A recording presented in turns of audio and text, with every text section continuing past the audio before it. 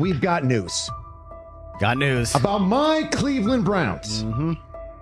We've got an oblique problem. Obliques are big deals, especially when it's your quarterback. Now, he might be fourth on the depth chart, but he was number one in the preseason game last week, and he did a great job. 138 yards, 2 touchdowns. Shedeur Sanders has an oblique injury. That is not good. I do not like this. I hate this because I want to see more reps for Shedeur Sanders. Shedeur Sanders, a projected breakout this season, has been sidelined unexpectedly. The Browns coaching staff confirmed an oblique injury significant enough to keep him out of all activity. No reps, no drills, no warm-ups. Concerns are rising about how this may affect his momentum and force adjustments to the team's plan. The focus now is his recovery timeline, the impact on his development, and the next steps for the quarterback depth chart. Browns rookie quarterback Shedeur Sanders injured his oblique during practice today, putting his status in doubt for Saturday's preseason game against the Eagles. He's the latest quarterback on Cleveland's roster who has dealt with a health issue, joining fellow rookie Dillon Gabriel and Kenny Pickett.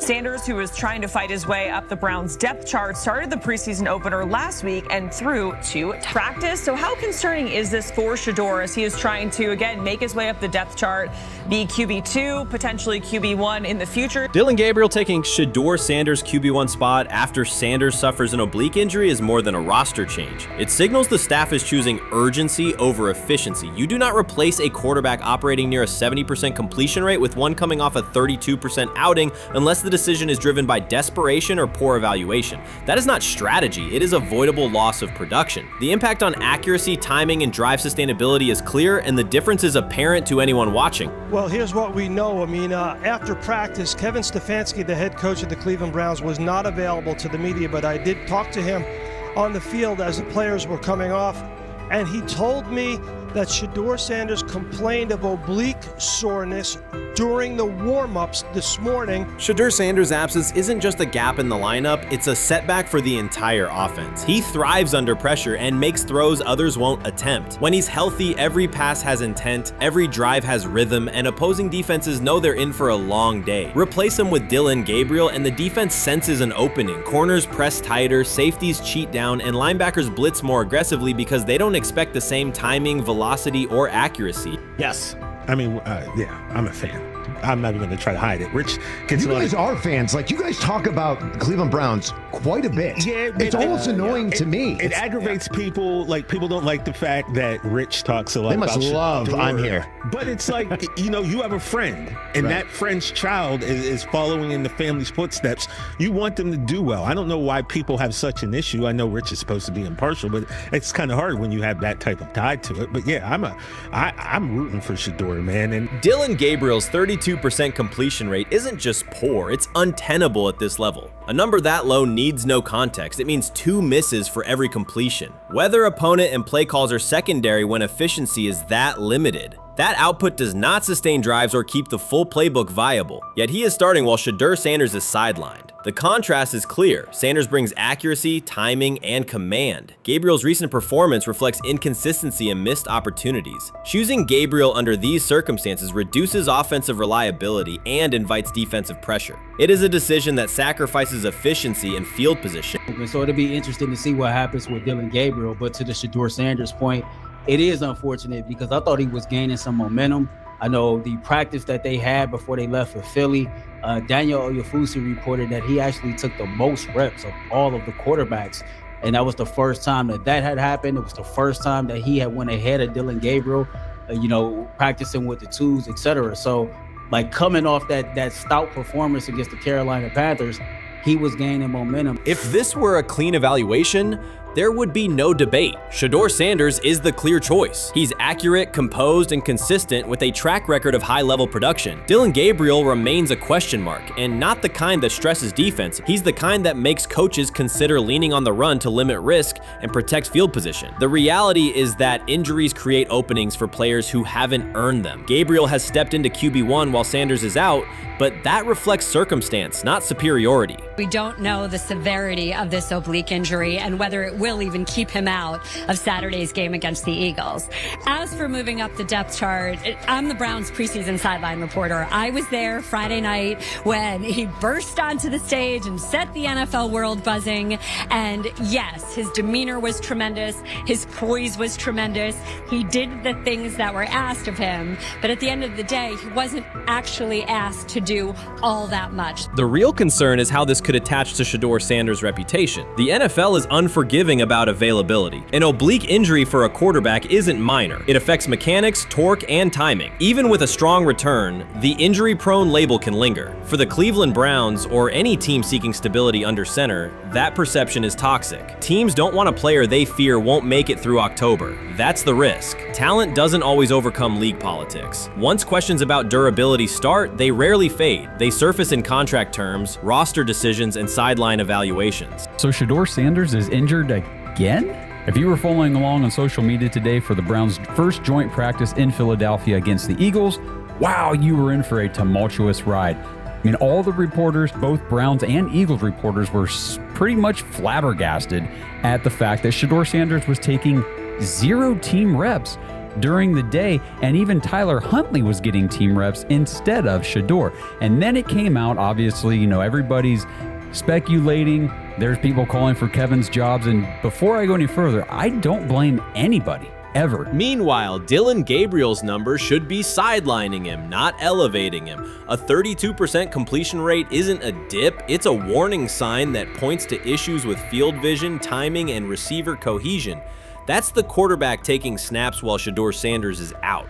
Put their work side by side and the gap is obvious. Sanders shows consistent placement, timing, and footwork that reflect high-level execution. Gabriel's recent output introduces variability that shrinks the call sheet and stalls drives. You can't claim the priority is winning while starting a quarterback who isn't reliably delivering routine completions.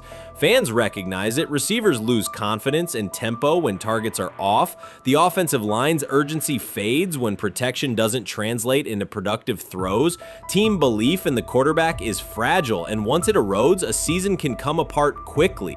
We could be looking at, 3/4 of Snoop and maybe 1/4 of Dillon Gabriel. Not really exciting for the fans. Of course, it would be nice to see what Dillon looks like. Did spend third-round capital on him. If you're Dillon Gabriel and you're a rookie, is not you want to get healed. You want the reps. You want to take these reps.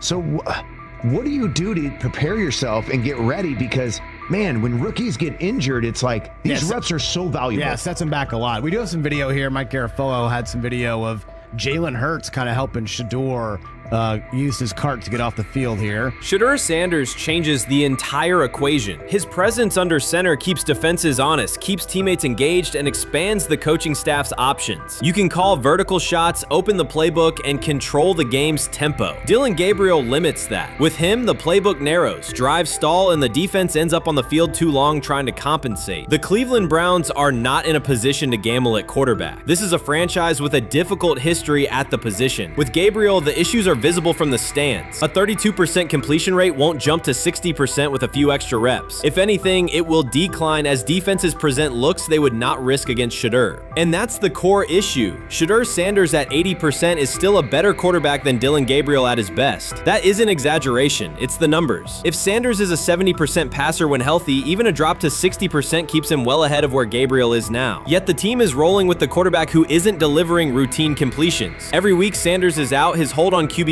loosens. That's the hard truth. The longer Gabriel stays in the role, the more coaches cite continuity and chemistry to cover what's happening on the field. Every throw and every drive has to be a statement, not just to win, but to erase any notion that Gabriel is a legitimate alternative. In the NFL, QB1 isn't handed back because you used to be the best option. You have to take it. Started off with some positive news for Shedeur, and then it kind of just went left real quick. Shedeur got the news early on that if Dillon Gabriel couldn't go, he would get his second straight start in the Saturday preseason game against the Philadelphia Eagles. And then he went on to injure his oblique. For the fans who don't know exactly what part of the body the oblique is at and what that injury is and how it can impact the quarterback, can you explain to them what is an oblique injury?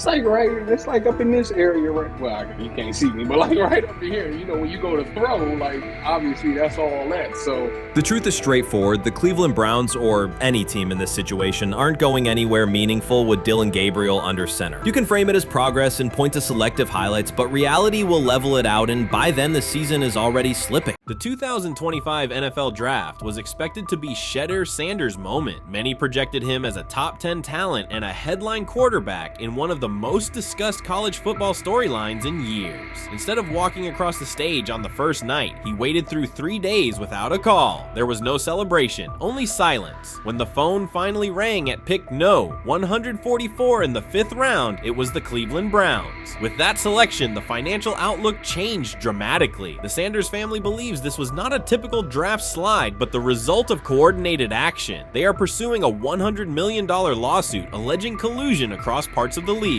In the months before the draft, Sanders was consistently discussed among the top quarterbacks in the class. Television and digital analysts praised his poise, accuracy, leadership, and command. Scouts highlighted a 74.1% completion rate, record-setting stretches at Colorado, and his rise from an HBCU star to a national figure. Consensus expectations placed him in the first round or early second. Draft night unfolded differently. As picks accumulated, there was little indication that his name would be called. The atmosphere at his private gathering shifted from anticipation to doubt. When the Browns selected him late on day 3, projections for his first contract dropped from an estimated range in the mid-$30 million to approximately $4.6 million, with corresponding reductions in likely endorsements and long-term positioning. According to Deion Sanders and others close to the family, this was not about performance, injury, or conduct. They argue it was coordinated. Attorneys were contacted immediately. The allegation is straightforward. Sanders' value was suppressed intentionally. The family's position is that this was a calculated decision within parts of the league, not an isolated set of evaluations. The legal claims focus on communications that, if authenticated, could be significant: internal emails, text messages, and owner-to-owner conversations. The family's representatives contend that these materials show a deliberate effort to avoid drafting Sanders in early rounds based on perceived image concerns rather than football merit. One message reportedly under review framed the decision in branding terms. Drafting Shedeur would mean inheriting the Prime brand. The complaint asserts that this view led some teams to discourage others from selecting him unless necessary, not for film-based reasons, but to avoid perceived attention and external pressure tied to his family's profile. A related thread involves speculation about team fit and willingness to play for certain franchises. Past public comments by Deion Sanders were interpreted by some as signals of an Eli Manning scenario. The family's view is that these were strategic statements, not ultimatums. They argue that rather than engage in discussion, teams chose a passive approach, no direct rebuttal, reduced contact, and a collective reluctance to invest a premium pick. If phone records and written communications corroborate coordination, these items could become central exhibits. Media tone shifted as the draft neared. Coverage that had emphasized production and leadership began highlighting intangibles, interviews, and perceived coachability. Anonymous sourcing appeared in multiple outlets, with claims that Sanders skipped combine drills out of arrogance, bristled at film critique, or told one club, "Maybe I'm not the guy for you," after a tense session. A widely cited line, "Nobody wants a celebrity backup quarterback," was voiced by Colin Cowherd and circulated as shorthand for risk. The Sanders legal position is that these narratives did not arise organically, but reflected a coordinated leak pattern that undermined his market value. The family's contention is that this was primarily about control and compliance rather than football ability. They point out that Sanders did not fail a drug test, was not suspended, and did not produce poor athletic testing. His college resume included elite stretches and significant program elevation at 2 stops. The legal claim asserts that the league's power structure resisted a high-profile player aligned with a high-profile parent coach and an independent media presence. The allegation is that teams sought to avoid the perceived complexity that would come with selecting him early. The financial impact is a core component of the damages claim. Had Sanders been selected late first or early second round, projected 4-year compensation would likely have fallen between $30 to $35 million, with immediate access to higher tier endorsement opportunities and the brand leverage that accompanies a franchise quarterback designation. As a 5th round pick, the initial contract value is a fraction of that total, and associated off-field opportunities are typically narrower. The suit reportedly seeks not only lost salary, but also the broader economic value linked to draft position, sponsorships, licensing, and the visibility that accelerates an early career trajectory.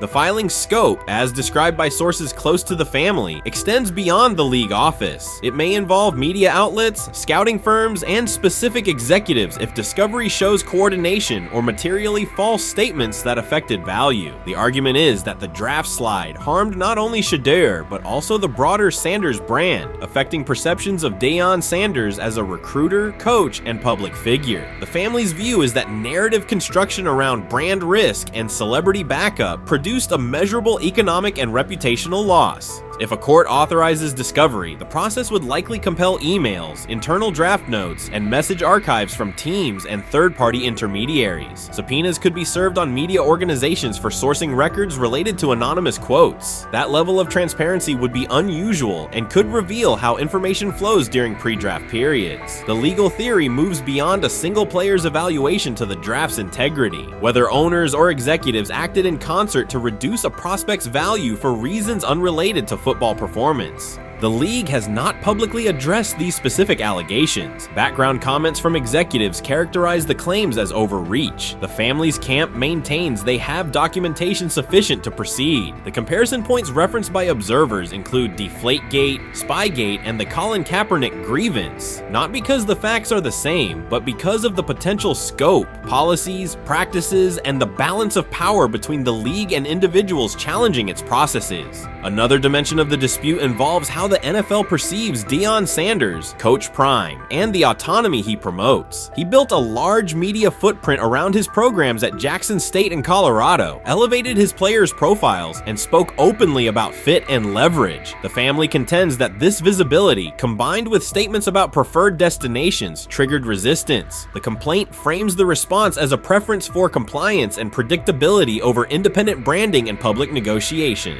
The suit also addresses the pre-draft decisions that critics point to: skipping the Senior Bowl, declining full workouts at the NFL Scouting Combine, and candid interviews about team fits. The family characterizes these as strategic choices commonly made by top prospects, not evidence of entitlement. Their view is that similar decisions by other players did not produce the same narrative because those players fit more comfortably within league expectations. The risk calculus is clear. Bringing a suit of this magnitude invites professional consequences. The family acknowledges that some within the league may react negatively. Their position is that the principle at stake, transparent and fair valuation, warrants the risk. The message they intend to send is that manufactured narratives and coordinated devaluation should face scrutiny, particularly when they affect earnings, opportunity, and reputation. If the case advances, several outcomes are possible. The court could find insufficient evidence of coordination, limiting the scope to individual judgments protected as opinion. It could also find enough to proceed to broader discovery, which would have implications beyond one player, including potential changes to how teams document evaluations and how media handle anonymous sourcing close to the draft. Agents might push for reforms, including clearer guardrails around leaks and standardized prospect communication records. For now, Sanders is working within the Browns structure. He has avoided public escalation beyond confirming focus on preparation and development. The lawsuit is a separate track managed by counsel. This dual approach, professional routine on the field and legal action off it, reflects the family's strategy. They intend to contest the process they believe harmed him while meeting club expectations day to day. The core allegations remain consistent across their statements. A talented quarterback saw his draft value suppressed by coordinated behavior tied to branding concerns and public positioning rather than football merit. Media narratives amplified that shift, and the result was a substantial, quantifiable loss. The remedy sought includes compensation and a measure of accountability that could deter similar conduct. Whether the claims are ultimately proven will depend on documentation and testimony. If emails, texts, and call logs substantiate coordination, the impact could be significant, prompting policy review around pre-draft communications and media engagement. If not, the case may narrow to disputes over opinion, perception, and the gray areas of scouting. Either way, the filing signals a willingness to confront entrenched practices and to test in court how far the process extends beyond film and interviews. This situation has moved from speculation to litigation. It addresses control, image, and power in a system that influences careers and compensation. It also underscores how public narratives can shape market outcomes. Sanders' path now has two tracks: earning opportunities on the field in Cleveland and seeking redress off the field for what the family views as an avoidable and orchestrated loss. The questions at stake are larger than one draft slot. They touch on how the league values independence, how information is weaponized, and what recourse exists when a player believes the evaluation moved from football to optics. The answers will emerge through practice reps and potentially through discovery and a courtroom record. You first, when you take a look at both of these QBs, who had the most impressive start so far in the preseason?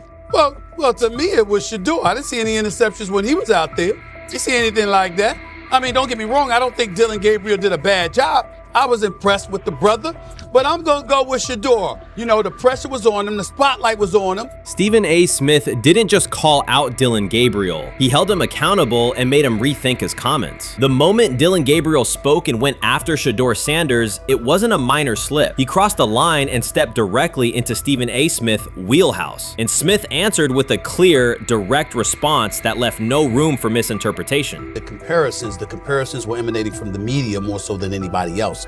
And that's what I think, that's exactly who I think he was directing his comments towards. Having said that, Dillon Gabriel, respectfully, it was stupid. A very dumb comment to make. First of all, let me tell you something right now.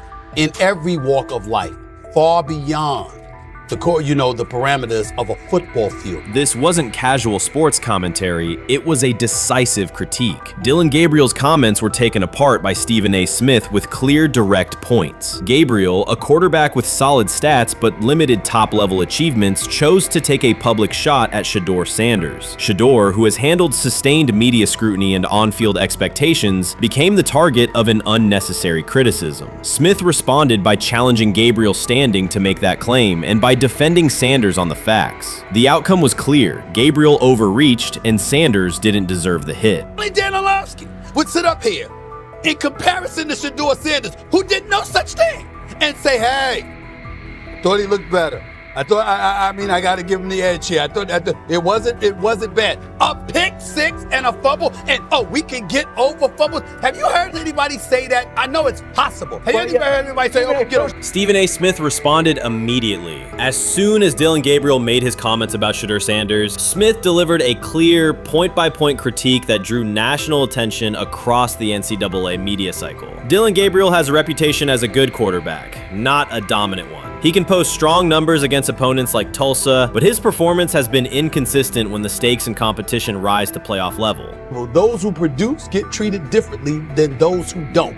What he said echoes the mentality of all of America practically, and most certainly the world, as we see things being globalized more and more every day. It was a stupid, idiotic, immature comment, because clearly you were feeling the heat because a lot of people was talking about how Shedeur should be QB. Dillon Gabriel is a capable quarterback, but not a standout. Even so, he chose to talk down to Shedeur Sanders, a quarterback who has navigated constant scrutiny and pressure and still represents the future of a program that was struggling before he arrived. The comparison was weak. The criticism was unnecessary. Stephen A. Smith recognized that and dismantled Gabriel's argument with a clear, direct response.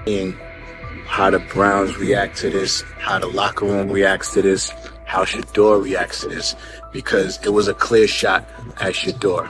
But let's say Dillon Gabriel's talking about the media. How could you be a brand new quarterback in the NFL and the first time you get behind a mic after your first game, you throw the media under the bus?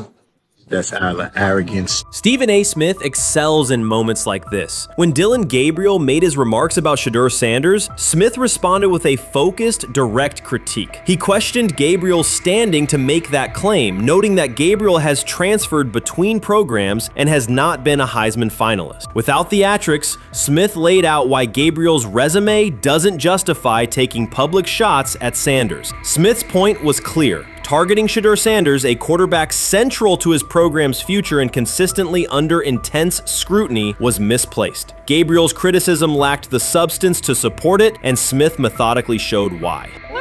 Dancing today on his 42nd. I want you to be meaner. Birthday. That's number one. Number two, after the game, the Browns head coach Kevin Stefanski said there was a mix-up in the routes and that players were in the area that they shouldn't have been. Look at Stephen A's face. Look at Stephen A's face.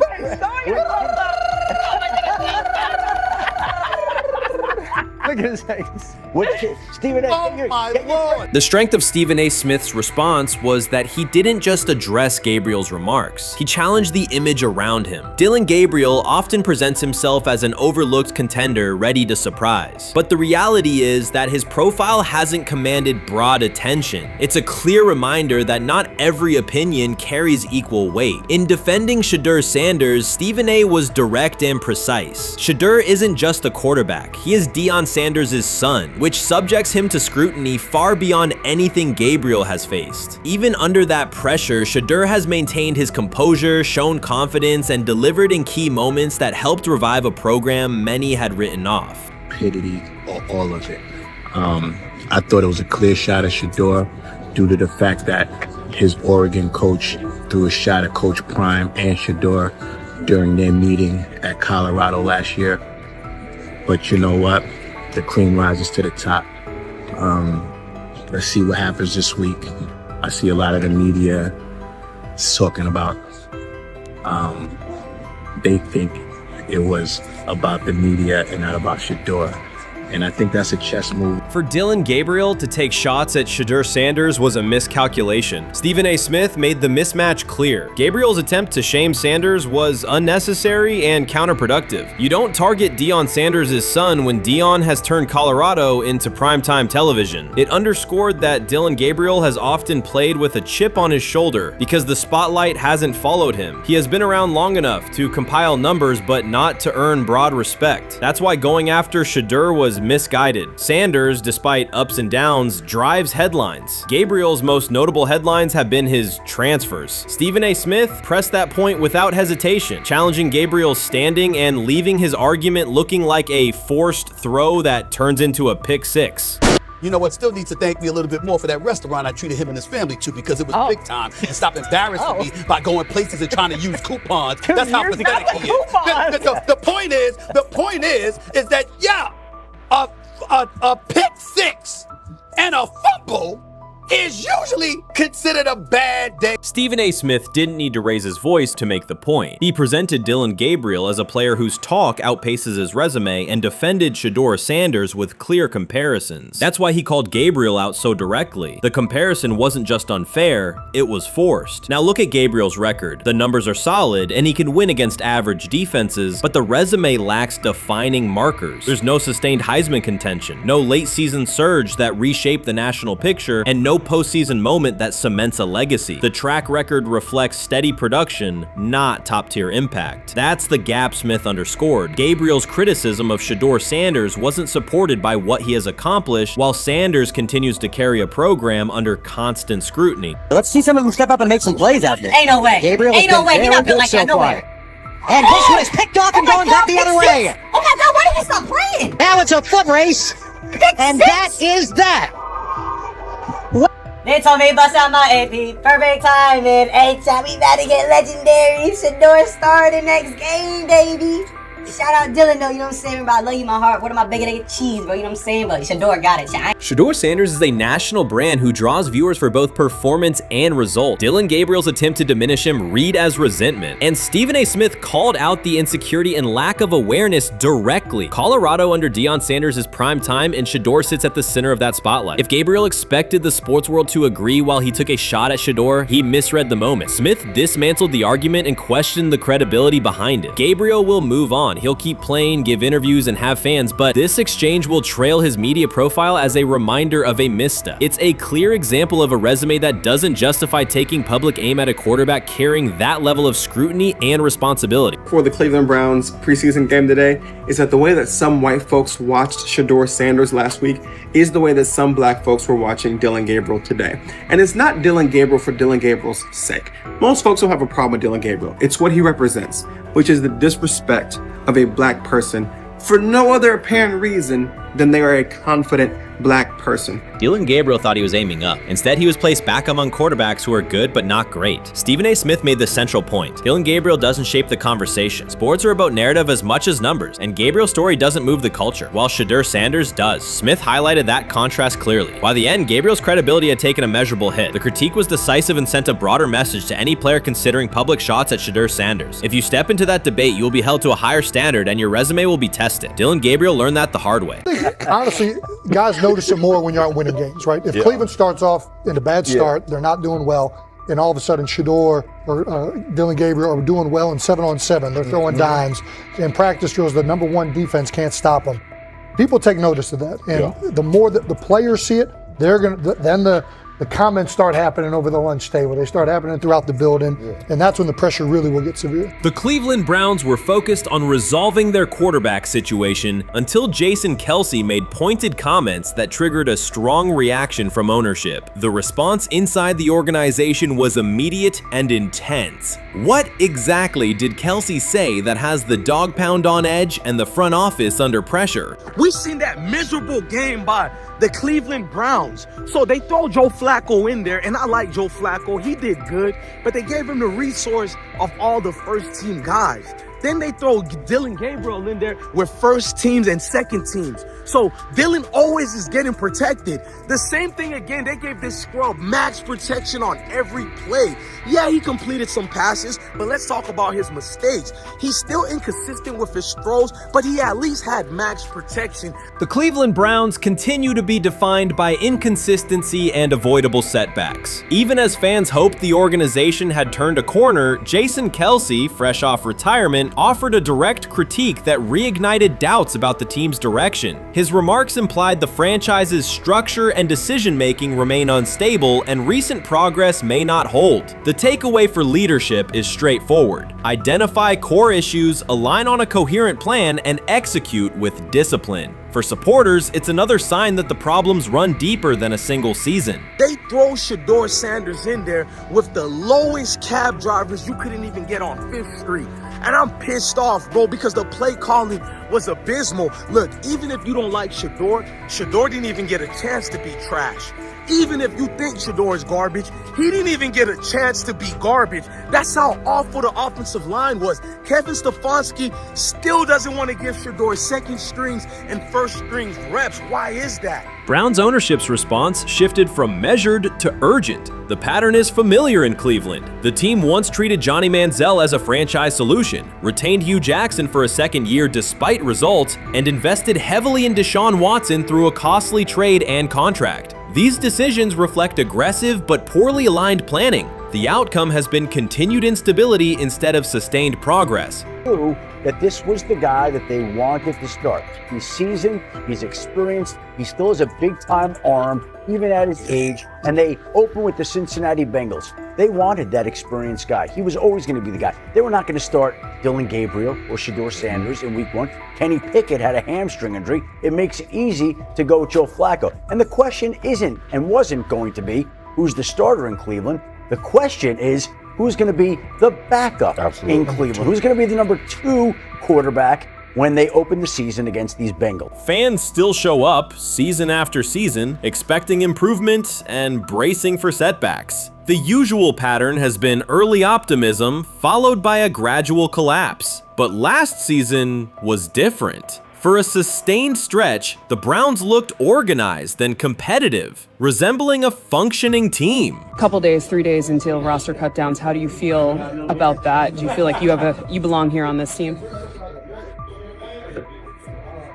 Obviously, I think overall as a player, I feel like I put in the work. I feel like everything I do, I try to do it to my best, and that's all I ask for. So I feel like everybody feels like, they should be on the team, and if you ask anybody on the team, would they feel like they belong, in their own eyes. So I feel like I do, but I'm my own player, I think about myself in a high regard. The front office entered the offseason confident. Kevin Stefanski was being praised and the dog pound believed the team had made real progress. Then Jason Kelce delivered a pointed assessment that cut through the optimism. Fresh into retirement, the former Eagles All-Pro and Super Bowl champion said Cleveland still looks like a team patching over issues rather than building a durable contender. Kelce's view was direct. The Browns' structure is fragile, and the roster is too dependent on perfect health at quarterback. He argued the team is one injury away from losing continuity and sliding backward. Because Kelce has operated inside a stable, championship-level organization, his comments carried weight with players, media, and fans. The reaction was immediate. People took his critique seriously, not as outside noise, but as an informed evaluation of how a successful team should be built. Ownership also felt the impact. Jimmy Haslam's response shifted to urgency, a sign that leadership recognizes the stakes.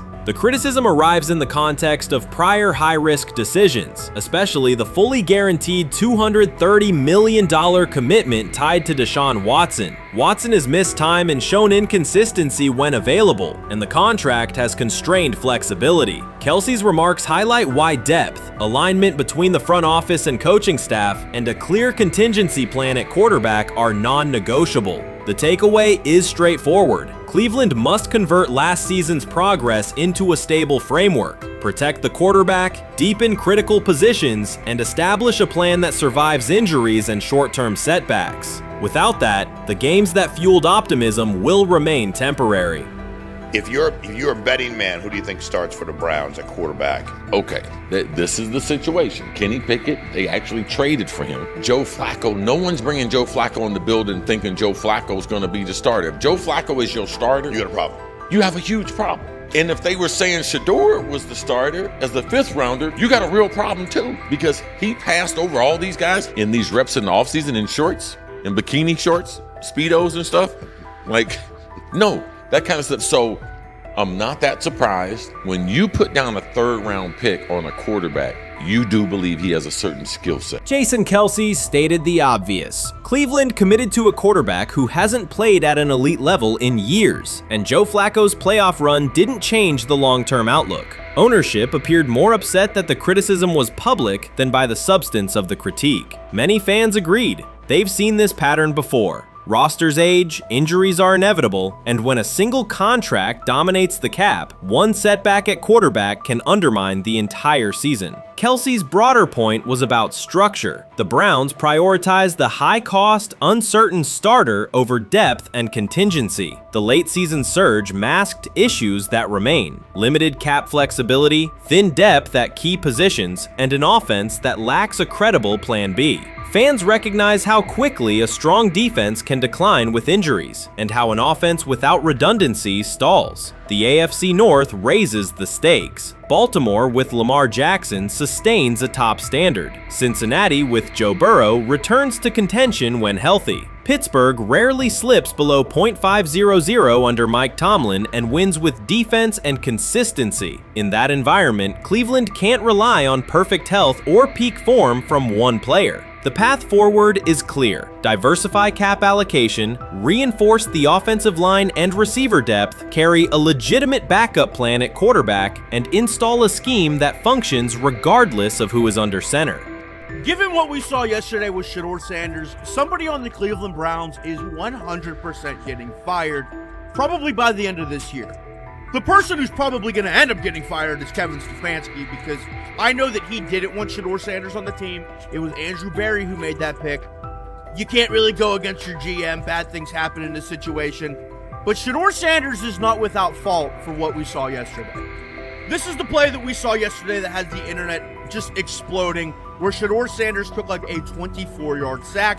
Half of the internet is saying that this is all Kevin Stefanski's fault. Cleveland showed progress last season, but the underlying concerns remain. Jason Kelce highlighted them directly. The Browns' long-term plan is fragile, cap-constrained, and overly dependent on perfect health at quarterback. His comments focused attention on structural issues, roster depth, continuity in coaching, and a sustainable offensive approach, rather than a single hot streak. That criticism resonated because it reflected what many around the league already see. Ownership ownership's reaction underscored the sensitivity. Jimmy Haslam has presided over frequent coaching and quarterback changes, and external scrutiny carries weight when it comes from a respected veteran with championship experience. Kelsey's remarks reinforce that last year's Joe Flacco stretch was a short-term solution, not a foundation. The team still needs a durable plan that can withstand injuries and inconsistency. The practical takeaway is clear: stabilize the system, diversify cap usage, and build depth at key positions so the offense functions regardless of who is under center. That includes a coherent development pathway for younger talent such as Shedeur Sanders, with defined practice reps, protection, and scheme alignment. Kelsey didn't say anything outrageous. He articulated the gap between a brief surge and a credible long-term contender. I have the faith of a mustard seed. Right, because this is the greatest resurrection since Jesus the Christ. Right, like at some point, Joe Flacco was thinking about getting into TV. Yeah. Right, Joe Flacco didn't have a job, and then now you not only come back and start for the Cleveland Browns late in the 2023 season, but they came back around to you. You're now the day one starter for a franchise that just 2 years ago was in the playoffs. The Browns' quarterback situation remains unsettled. Deshaun Watson was expected to be the long-term answer, but injuries and inconsistent play have prevented him from reaching an elite level. When the team turned to Joe Flacco after Watson's season deteriorated, Flacco immediately lifted the offense and produced results that highlighted the gap between expectations and reality. That a 39-year-old late addition could outperform a $230 million starter was not just a short-term surprise, it raised fundamental questions about roster construction and evaluation. Quarterback depth has been fragile, and the late-season surge masked broader structural problems. Jason Kelsey's remarks made that clear. Cleveland is vulnerable if the starter is unavailable, cap flexibility is limited, and the offensive plan lacks a stable contingency. His critique drew attention to leadership and planning as much as on-field performance. Jimmy Haslam's strong reaction reflects the pressure on ownership. The organization has promoted a message of stability and progress, but Kelsey's assessment suggested those gains are not yet durable. The path forward requires a realistic approach to the cap, a credible backup plan at quarterback, and a system that holds up regardless of personnel. You made an interesting point. So I tend to have the drip, drip, drip. This was my Johnny Manziel theory, is that everybody makes mistakes, especially when you're young. But if I see 2, 3, 4, 5, then you've got a plumbing issue. It's not just you didn't close the faucet. So there's about 6 pieces of video in college where Shedeur was a little bit of a brat, whatever. Then there's the legendary cringy draft room. Didn't love that as a B prospect. Then there's back-to-back speeding tickets, both over 90, and a missed arraignment. The NFL is navigating unexpected headlines after a former Browns coach publicly defended Shedeur Sanders in response to reports of multiple speeding tickets. The coach's statement has sparked extensive online debate. Supporters welcome the show of loyalty, while critics question the motive. Sanders now finds himself at the center of an unforeseen controversy, and observers want to know why a Cleveland coach is standing so firmly in his corner. The story is developing rapidly and continues to draw intense attention. When it came out that he got a speeding ticket, I said it's not really that big a deal. I feel very differently about it now. Over 40 miles an hour over the speed limit, less than 2 weeks after you just got a ticket. I don't know if that's entitlement or immaturity. There's got to be some teams that are feeling very good right now that they didn't draft him. Observers are focusing on Shedeur Sanders' recent speeding ticket, treating the violation as a measure of his character and sidelining his athletic, academic, and philanthropic accomplishments. The incident, driving 15 miles per hour over the limit in a borrowed Lamborghini, has drawn sharp criticism. In response, a former Cleveland Browns coach has taken the opportunity to comment, even though the franchise is widely viewed as unstable due to its frequent coaching changes and limited on-field success. By defending Sanders, he presents himself as an authority on discipline and leadership. The statement, coming from an organization seldom praised for stability, has nonetheless attracted considerable attention across the league. You want to defend him a little bit. I thought this was an interesting take. Yeah, I thought it was really interesting that you said you were out because of the speeding tickets. To me, that's such a minor thing. You were so high on him in terms of his completion percentage in OTAs, and I thought that was a little aggressive on your part. But with the speeding tickets, I got a speeding ticket the first night of the draft, my first year there. I thought maybe I'd get the benefit of the doubt, but they gave it to me anyways. As soon as the former Browns coach defended Shedeur Sanders, social media erupted with commentary, resembling the volume of draft night coverage. Posts and opinions appeared within minutes, and criticism escalated rapidly. Detractors amplified Sanders' minor speeding violation, while supporters argued that such reactions were disproportionate to a single traffic citation. Shedeur Sanders received 2 speeding citations, and the minor traffic issue quickly drew national attention. Before considering the former Browns coach's response, it is useful to clarify the facts. Sanders, son of Pro Football Hall of Famer Deion Sanders and a current college quarterback, was twice ticketed for exceeding the limit while driving a high-performance vehicle. Commentary on social media escalated rapidly, with critics framing the incident as a significant character concern, even as the league has historically tolerated far more serious legal transgressions. Stepping into the debate, a former Cleveland Browns coach, best known for a tenure filled with losses and contested decisions, issued a strong public defense. He argued that 2 speeding tickets should not define Sanders' reputation or overshadow his on-field talent and community work, urging a balanced assessment of the player's actions. I don't love it from a 5th-round draft pick. I don't love that it happened multiple times, but I do think that this is the first time he's been away from his dad, and there's gonna be some growing pains now. Would I sell my stock on it like you are? Not because of a couple speeding tickets, especially in light of the problems that Brown's quarterback room has had to deal with legally in the last few years. I mean, this is nothing. The debate quickly shifted from 2 speeding citations to broader claims about integrity, growth, and leadership. The former Browns coach framed the infractions as moments for personal development and urged observers to view them in context. Critics responded forcefully. Some called for disciplinary action, others questioned Deion Sanders' parenting, and a few sought to discredit the coach himself, despite his professional record already being widely analyzed across the league. The reaction underscores an apparent inconsistency in public standards. Fans often overlook on-field confrontations, heated sideline arguments, and other significant controversies, yet they treated Sanders' routine traffic offenses, speeding without evidence of reckless endangerment, as indicators of serious character flaws. If such minor violations were adopted as the primary measure of morality in professional football, many players would face similar criticism.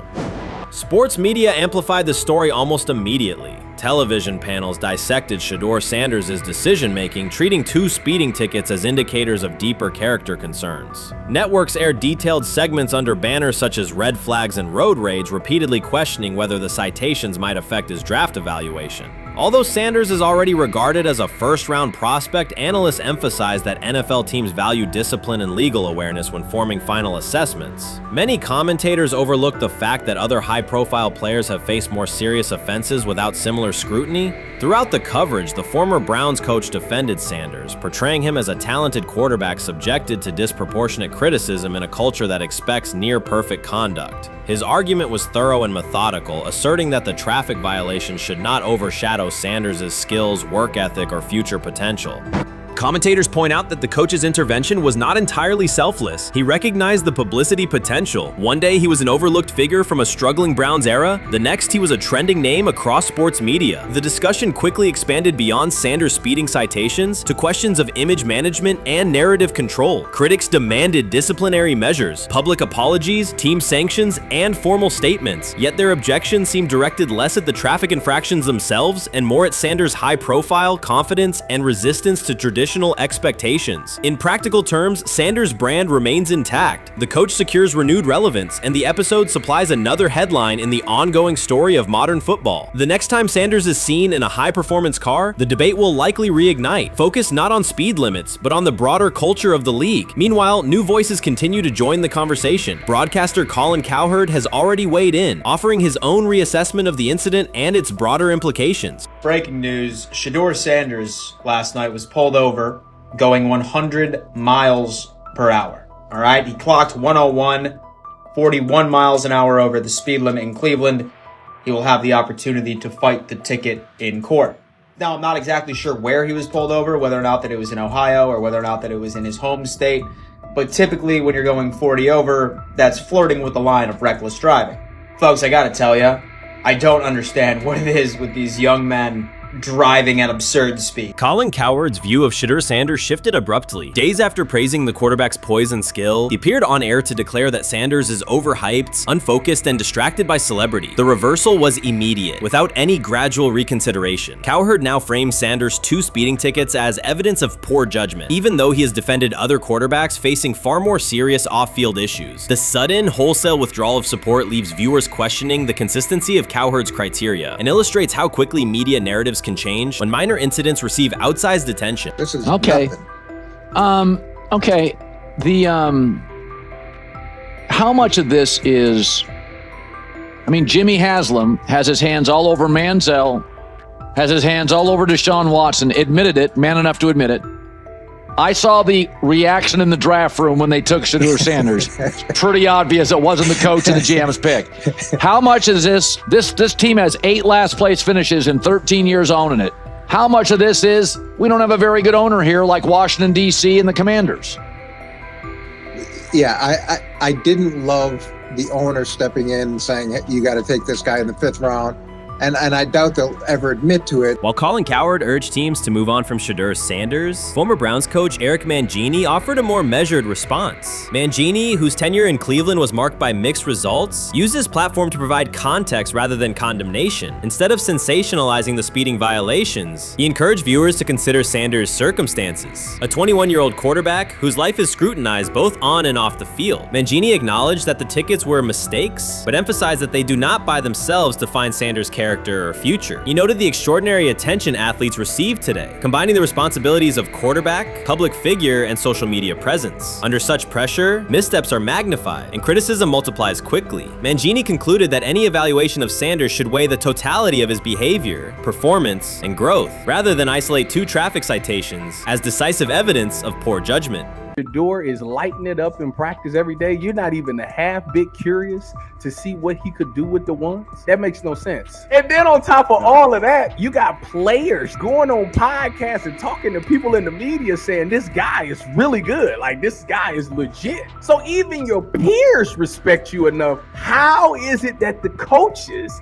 can't see that? It always starts with the players, where the players like, hey, you seen that pass he threw? The Cleveland Browns were taken by surprise when quarterback Shedeur Sanders stepped in for first-team snaps, asserting control of the drill and instantly highlighting deficiencies across the rest of the room. His confident command forced coaches to pause practice clips, reevaluate progressions, and consider immediate adjustments to the depth chart. Within minutes, discussions spread throughout the facility and online forums as fans weighed what Sanders' showing means for the current starters. The organization now faces an urgent, data-driven decision on whether Sanders should move up permanently. Shedeur Sanders arrived at Browns practice, took several first-team reps, and the entire quarterback group immediately felt the pressure. Coaches erased the whiteboard and reviewed their plans. Staff members exchanged concerned comments, and observers began asking whether Sanders was positioned to assume a larger role. Tony, every year we see at least 1 to 2 teams. They were in last place in their division the year before. No one thought they'd be good, and then they were good. It almost seems like no one's even assuming the Browns can be that, but we see it happen every year. And I get the quarterback stuff, but like, correct me if I'm wrong, Tony. The Browns are trying to run the football, play good defense, not turn the ball over in the passing game, and try and take advantage when they can, correct? That's what they're trying to do. That was the 2020 offense. The Cleveland Browns are still searching for stability at quarterback. Deshaun Watson is yet to deliver consistent starter-level production that justifies his contract, and each game renews doubts about whether he can regain peak form. Behind him, rookie Dorian Thompson-Robinson shows promise but remains inexperienced and unpolished. Coaches are evaluating alternatives each week and may need to adjust the depth chart if progress stalls. The roster around them is built to contend now, so ongoing uncertainty under center is increasingly costly. As we talk about, we do believe in best player available. We do believe in positional value, and we didn't necessarily expect him to be available in the 5th round, and so we love adding competition to every position room. and adding him to compete with the guys that are already in there, we felt like that was the appropriate thing to do. The Browns quarterback group is unsettled. Deshaun Watson has yet to provide the reliable, high-level play his contract demands, while rookie Dorian Thompson-Robinson remains promising but unpolished. Depth behind them consists mostly of veterans whose experience lies more in holding clipboards than leading offenses. The coaching staff needs an immediate answer, not a 3-year development project. Shedeur Sanders enters as that potential solution. At Colorado, he passed for more than 3,200 yards despite working behind one of college football's poorest offensive lines, consistently demonstrating poise, quick processing, and accurate ball placement under heavy pressure. Film shows steady reads and disciplined footwork, traits that offset concerns that his profile is built on family name or media attention. Cleveland viewed the signing as a low-risk, high-reward move. Early in camp, Sanders received a handful of first-team snaps intended merely as an evaluation. Those plays quickly changed practice tempo. The ball came out on time, receivers hit their landmarks, and the defense struggled to adjust. Coaches immediately expanded the review using phrases such as evaluate every option, an indication that the depth chart was no longer fixed. Watson sensed the scrutiny. Thompson-Robinson increased his urgency. Within minutes, competition in the quarterback room intensified. Sanders repeated that performance in subsequent sessions. His footwork remained clean, progression sharp, and throws firm and precise. Each strong rep forced staff to reassess the plan to keep him buried on the developmental track. The broader context magnifies the pressure. Cleveland's roster is built to contend now. Fans are weary of quarterback turnover, and the front office cannot afford another costly misstep under center. Around the league, rookie passers rarely wait multiple seasons anymore. Joe Burrow, Justin Herbert, CJ Stroud, and even late pick Brock Purdy established that precedent. If Watson opens the regular season and struggles, public calls for Sanders will grow, especially if the rookie flashes in preseason. Alternatively, another team could attempt to acquire him if Cleveland hesitates to elevate his role. Each scenario underscores the same reality. Sanders' emergence has turned a routine camp evaluation into a critical decision point for the franchise. And we saw Dillon Gabriel go 11-on-11 with the first team, Shedeur Sanders go 11-on-11 with the second unit. So that was really the big wrinkle today. Yes, and of course, it was the first time that we have seen Shedeur Sanders get any of those coveted 11-on-11 reps. Of course, again, it wasn't with the first team offense or against the first team defense, but it's progress. And that means that he's going in the right direction, that the arrow is pointing up. He's coming up the learning curve. So that's good for him. And I actually thought just overall, he had a better day than Dillon had today. He completed more passes. He was more on point. In fact, in that 11-on-11 period, he threw a near touchdown. Desperation can push franchises toward aggressive decisions, especially when their quarterback options appear unconvincing or outdated. One scenario now emerging is that Sanders earns enough confidence to take full preseason reps with the starters, forcing Cleveland to revisit a depth chart it believed was settled at the beginning of July. His practices demonstrate that the excitement around him is grounded in measurable performance. Accurate, high-velocity passes against first-team defenses, and confident command of the huddle. Each strong outing also heightens league-wide interest. Rival scouts adjust evaluations, and general managers revisit their notes, aware that a viable young quarterback may soon become available. Inside the facility, the personnel staff must balance short-term results with long-term roster planning, knowing that an early move could reshape salary cap allocations and locker room dynamics. The pressure on Watson and Thompson-Robinson escalates accordingly. Both must produce visible progress to maintain their current roles. Cleveland's recent history shows how quickly promising quarterback situations can devolve into controversy. The franchise has turned potential breakthroughs into organizational turmoil before, so observers remain cautious about how this competition will unfold. So before your final year at Miami, there's a lot of conversations revolved around Shedeur Sanders. Obviously, I'm assuming you guys have a great relationship. Some of the clips you've seen and stuff like that. What is it like for you to have like this rivalry with Shedeur? I don't have a rivalry with him. That's my boy. So at the end of the day, this whole process, we thought me and him were going to be 1 and 2 the whole time. Whether he's 1, I'm 2, whether I'm 1, he's 2. And so that's just always been, our mindset. It didn't go that way. I thought he was one of the better quarterbacks in the draft as well, even throughout college. A lot of stuff out there on him ain't really, the truth, just because they spin it different ways, like they spin stuff about me different ways. But I mean, when he gets his chance, become a starter, I know he's gonna make the most of it, and I'm ready to get back to work with him. After the season, talk some more stuff to him. Cam Ward directly challenged the uneven standards applied to Shedeur Sanders, calling them inconsistent and unfair. By insisting that performance, not politics, guide evaluation, he shifted the discussion from one player to a league-wide problem. Sanders' treatment now serves as a test of how the NFL supports and evaluates emerging quarterbacks. I feel a special relationship with him, especially me. First getting to know him 5 years ago when I started working with him. But it did surprise me because he's a good quarterback. It doesn't get a lot of credit that he deserves, especially the plays that he made in Colorado. A lot of quarterbacks in the country are making those plays. And so when he gets this opportunity, I'm pretty sure having soon today that he'll make sure he'll make plays on the field. Cam Ward's public challenge to the treatment of Shedeur Sanders brought the issue into clear view. For months, discussion around Sanders has centered on his profile, major compensation, a prominent Nike deal, and the expectation to stabilize a struggling franchise. Rather than a standard evaluation of a top prospect, he has faced sustained skepticism from analysts, fans, and league voices. Ward's comments underscored that the standards being applied to Sanders diverge from those used with other rookies. By stating it directly, he did more than support another quarterback. He identified a broader problem in how the league responds to young players with significant visibility. The takeaway is direct. Assessments should reflect on-field performance and development, not external narratives. A generational talent. I'm gonna prove him right. I'm gonna prove him right. Don't worry. Oh my God. An article came out today. I'm generational. So I guess it's article versus article. I like that you think that, man. But we all know the truth.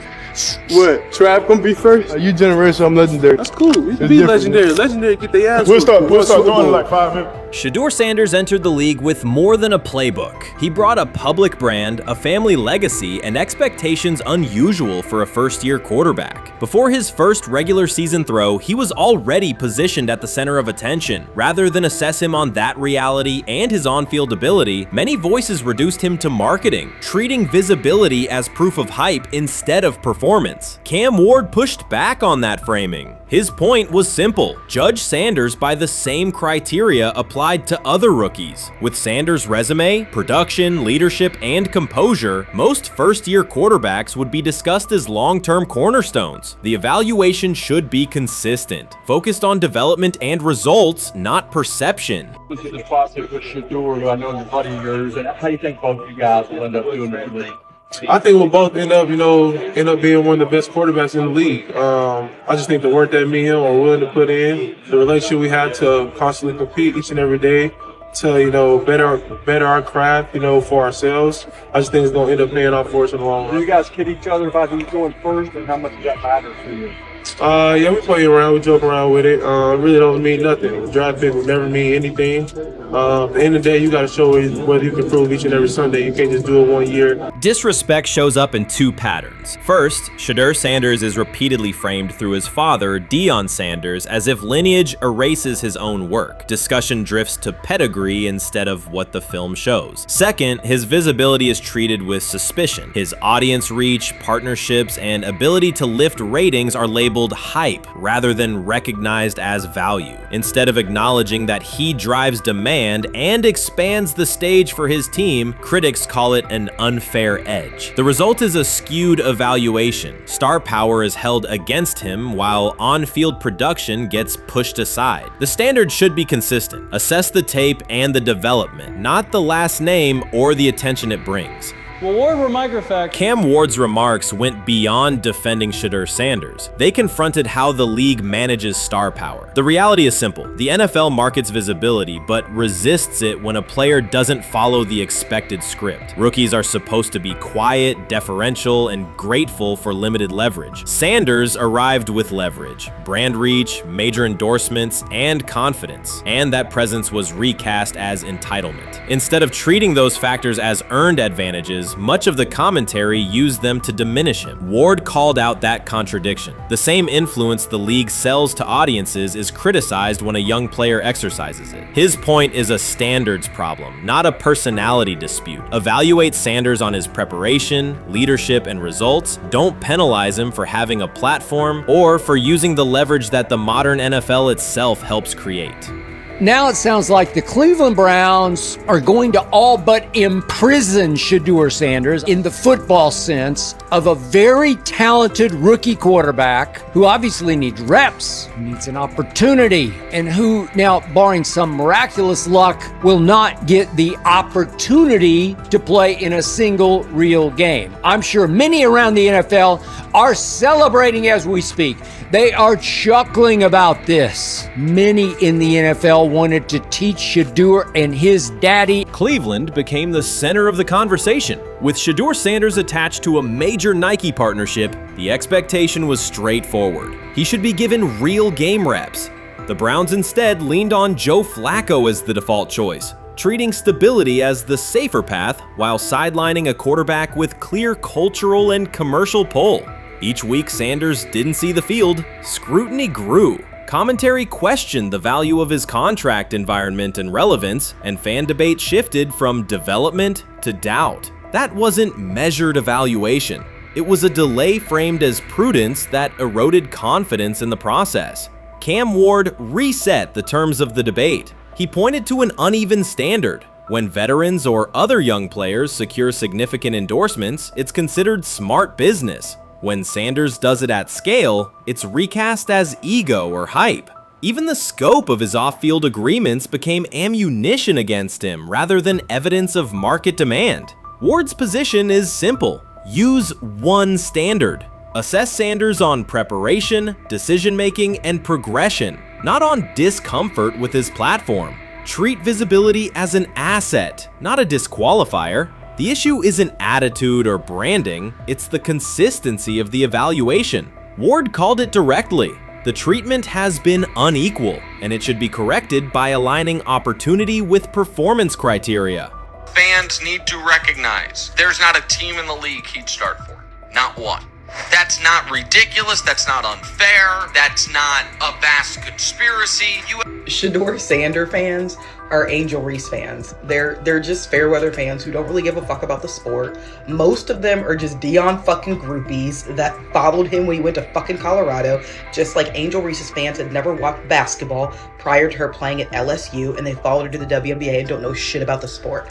That's it. Now Dion fucking groupies are running around acting like, oh, this is payback to his dad. The timing is pivotal. Shedeur Sanders isn't trying to blend into the league's background. He's shaping the agenda. He drives debate segments, fuels short-form highlights, and moves merchandise at a pace most rookies never approach. By the metrics that define modern attention, he is the draw. Yet, a segment of observers continues to undercut him, not because of shortcomings on tape, but because of discomfort with how prominent he already is. Cam Ward put words to what many could see. Coverage around Sanders has been filtered through reaction to his visibility, rather than a clear read of his performance and growth. The market has already weighed in. Demand is real, not manufactured. Nike's record-level rookie endorsement aligned with that reality, signaling long-term value and cultural reach. This exposes a core contradiction. The NFL depends on star power to sell tickets, fill stadiums, and boost ratings, but it resists stars who set terms on their own. Visibility is celebrated until a player exercises it. The fix is straightforward. Apply one standard. Evaluate Sanders on preparation, decision-making, and results, and treat his platform as the asset it is. If the league benefits from his presence, its evaluation practices should reflect that same reality, consistently and without penalty for scale.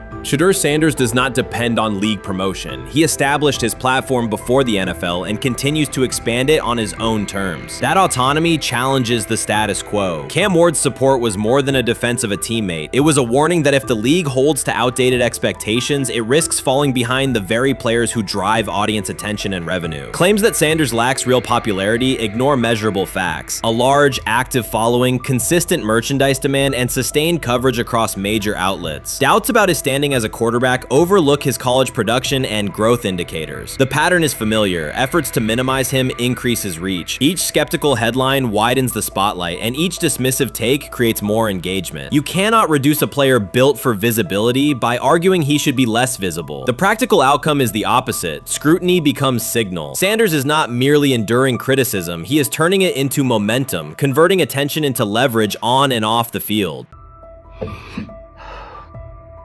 I'm about to unleash about Shedeur Sanders. I just watched what happened to Shedeur Sanders in the Cleveland Browns' third and final preseason game. And I'm outraged, I'm sickened, and I'm saddened by the way Shedeur continues to be treated in the National Football League.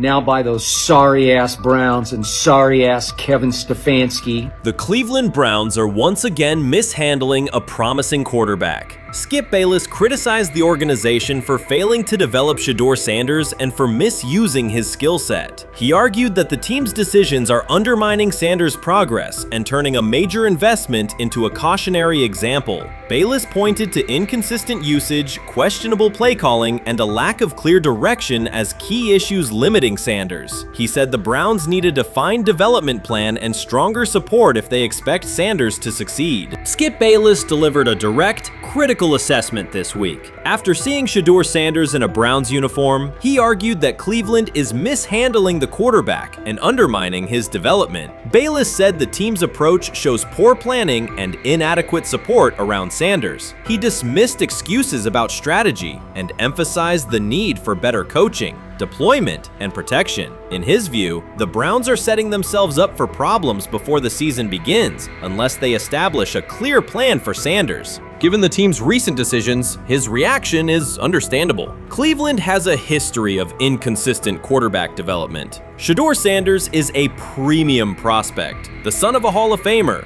a proven college performer, and a widely recognized figure. The organization should prioritize his reps, protection, and a clear development plan, not place him behind Dylan Gabriel as if he were a secondary option. But I'm going to answer this question by saying Shedeur Sanders. And I'm going to tell you why. I think he's being set up to fail. That's right, I'm going to say it. Okay. Here we are on national television, right? There's been 11 practices, if I remember correctly. He's been starting against, he's been playing against the third unit. He's fourth on the depth chart. And then suddenly you throw him into the start line, and he hasn't had any reps for the first team at all. Think about that. So you're just gonna throw him to the wolves like that, huh? I mean, you know, if he had first team snaps in practice. Yet here we are. Cleveland has one of the most publicized prospects and is handling him like a depth piece. The broader issue is the franchise's long record of quarterback instability and inconsistent development. That history colors every move they make. When the Browns draft a quarterback, fans don't anticipate a long-term answer. They brace for another reset. Shedeur Sanders should be treated as a priority, not as an afterthought behind Dylan Gabriel. Let's give him a chance. Let's give him a chance with the play calling. You know you have an offensive line that isn't playing that well. So what do? Why not just play the short game so he can get the ball out of his hands very fast to run a competent goddamn offense? Outside of that, Shedeur has to be better in understanding that the offensive line that you're working with right now is not adequate. Why not allow the players that are competing for a job, in this instance, Shedeur Sanders, to finish off the 2-minute drill? When Browns fans see another quarterback selected, they brace for another setback. The franchise's recent history, from Johnny Manziel's failed stint to the rocky handling of Baker Mayfield, reflects inconsistent development and short-term decision-making. Against that backdrop, Skip Bayless's reaction to Shedeur Sanders on Cleveland's roster was blunt. He argued the team is already mishandling a premium prospect by treating him as a secondary option instead of a centerpiece for the future. Bayless's position is straightforward. Sanders is not just a name, he brings proven college production, leadership traits, and significant visibility that can strengthen both the offense and the organization's broader profile. Burying him on the depth chart behind Dylan Gabriel signals a lack of a clear development plan and wastes early momentum. Instead, Bayless contends, Cleveland should establish a defined pathway, first-team practice reps, protection and personnel tailored to his strengths, deliberate play calling that accelerates processing, and measured in-game opportunities that build confidence and execution. In his view, the Browns need alignment from the front office to the coaching staff to prioritize Sanders' growth. Continuing to treat him like a depth piece risks repeating the same cycle that has undermined previous quarterbacks. Committing to a coherent plan gives Sanders and the franchise a realistic chance to convert potential into sustained performance. This is exactly what he says. I'm told the footage of Shedeur Sanders meeting with the Giants is so bad that both the Browns and the Sanders family have threatened legal action if it is published. The New York Giants have released audio from their draft interview with Shedeur Sanders, and the disclosure has drawn intense public reaction. Fans want to know whether Sanders made critical remarks and why the Giants shared material that should have remained confidential. The situation revolves around an open microphone, contentious comments, and the broader implications of the leak. The New York Giants published a brief, edited segment from their interview with Shedeur Sanders and withheld the remaining footage. Observers are debating whether this was a strategic public relations decision or an attempt to discredit him. The team has offered no additional explanation, and many fans view the limited release as inadequate and potentially misleading. They are demanding full transparency and accusing the organization of orchestrating a negative narrative. While criticism of Sanders is vocal, his supporters are responding with equal intensity. There was another team that he sat down with. What do you mean it didn't go well after that? So he was pissed that they did that to him. They did that to him. He counter-confronted the them. same thing they do to every other quarterback prospect. They did that to him. They slide in a mistake to see if you catch it. Right. And so because you're the quarterback. But he didn't take it as a correction. He took it as like he got it's pissed just off. yeah, and it's like so here's another one. So another one was, he throws a bad interception, and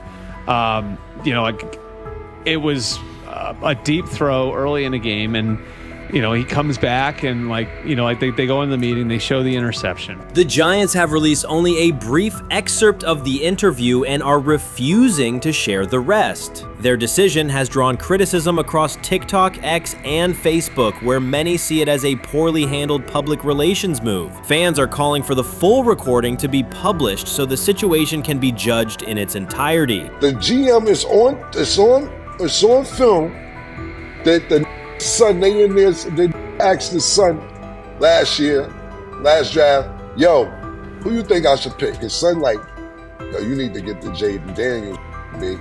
This is what his son, it's on tape. You should go Jaden Daniels. He laughing at his son. And all right, cool, get Jaden Daniels. I don't even know how that tape got out. I wouldn't have let the get out. Shedeur Sanders appears unfazed by the situation. Although the Giants suggested he was more hype than substance, their handling of the interview has instead elevated his visibility. Analysts across major sports outlets are now discussing him more than before, keeping his name prominent in the news cycle. New York Giants, where these tapes at? You hear me? Because if Shedeur Sanders was so unprofessional, y'all would have leaked the tapes for the whole world could see, right? Cause understand, it's a lot of he say, she say. But one thing I do know, as a young black man growing up in this world, being straightforward and not sugarcoat anything. The Giants' PR team appears to reject Sanders' family connection outright, a decision many view as unprofessional and lacking nuance. Internal discussions seem to have dismissed quarterbacks with prominent relatives as poor fits for the organization, revealing limited awareness of public perception. The response was swift. A single edited clip ignited widespread debate on social media, with fans asking why essential segments were held back and what the team might be hiding. Critics argue that if the full interview contains nothing damaging, the club should release it in its entirety. Online discussion intensified immediately and continues to gain momentum. What they do during the film and the combine and the meetings is teams will install mistakes intentionally planted in the install, and they want you to catch them. Shedeur didn't, and when a coach called him out, once again, it didn't sit well. It's like, bro, there's not many teams needing quarterbacks, especially since Pittsburgh appears to have a deal with Aaron Rodgers and Tennessee's getting Kale Moore. The Giants' decision to withhold the full interview has produced an unintended result. Instead of diminishing interest in Shedeur Sanders, it has intensified it. Media outlets and analysts are now examining every on-field rep, press comment, and public appearance as evidence of how he conducts himself under scrutiny. Each throw, adjustment, and answer is tracked and evaluated against league standards, reinforcing the view that he remains composed and professional. Many fans contend that the organization has misrepresented Sanders and suggest the issue may stem from the Giants' view of his father, Deion Sanders. They see the partial release as an attempt to raise doubts about his character by association. That perception has only made his profile more compelling. The discussion has shifted from whether he deserves a high draft position to how effectively he withstands sustained pressure. Sanders is now regarded not just as a talented prospect, but as a symbol of resilience, central to debates about transparency and organizational strategy. Even if the Giants eventually provide more context, the visibility they have created for him is unlikely to fade. The most fun yet the most difficult thing I cover and we cover all year long is not games. It's the NFL draft. Because I've said this many times, you get lied to for a month to 2 months up to it. And so often during the draft, and every few drafts, there's a guy that really falls, precipitously falls. This year it was Shedeur Sanders, it's been Aaron Rodgers, it's been Dan Marino. Every few years somebody falls a lot. And so, but those stories don't come out until like the fall. Criticism of Shedeur Sanders from within the Giants organization has become increasingly public. Team communications appear focused on casting him as an overhyped prospect, whose character should be questioned, a narrative that seems aimed at shaping opinion rather than assessing performance. Yet each selective release or negative remark has instead amplified attention on Sanders and elevated his reputation. Efforts to confine him to a narrow, unfavorable image continue to produce the opposite effect, reinforcing his position as an underdog who endures external pressure. The debate has shifted from football analysis to broader concerns about narrative control and transparency. Fans, reporters, and online communities are still urging the Giants to publish the full interview, arguing that only complete context can resolve speculation. The organization's refusal to comply has intensified scrutiny and led many observers to conclude that the team underestimated public reaction and now faces questions it could have avoided with full disclosure. The tapes, the New York Giants have the tape. They definitely have the tape. It's confirmation that they had the tape. Shedeur didn't do nothing. It's what they saying he did. I'm gonna tell you what these mixed reaction right here. So we already know about the New York Giants, but the Pittsburgh Steelers head coach Mike Tomlin reported admired Sanders' talent, but hesitated to draft him due to previous challenges with quarterbacks like Russell Wilson and Justin Fields, leading to more cautious approach. Las Vegas Raiders. Sanders met with Raiders at the NFL Scouting Combine and expressed enthusiasm about potentially joining the team. His familiarity with the West Coast offense and quick release was noted positive, though concerns about his ceiling. Hours after the Giants posted that short audio clip, the timeline never slowed. Comment threads filled with frame-by-frame breakdowns, lip-read attempts, and side-by-side comparisons of what was said versus what was left out. Reporters called league contacts. No one could explain why a franchise would stir this level of curiosity only to seal the vault. Each refusal sharpened focus on Shedeur Sanders, turning routine throws into national talking points. Analysts kept circling back to the same note. His cadence at the line looks unchanged, steady against the noise. Hashtags demanding the full interview, trend drop, and trend again. Podcast hosts bump scheduled segments to lead with the leak. Rival teams get asked how they would handle a similar situation, then quietly check their own archives. Inside Giants headquarters, the plan to shape the story looks less like strategy and more like a slow burn spotlight they can't switch off.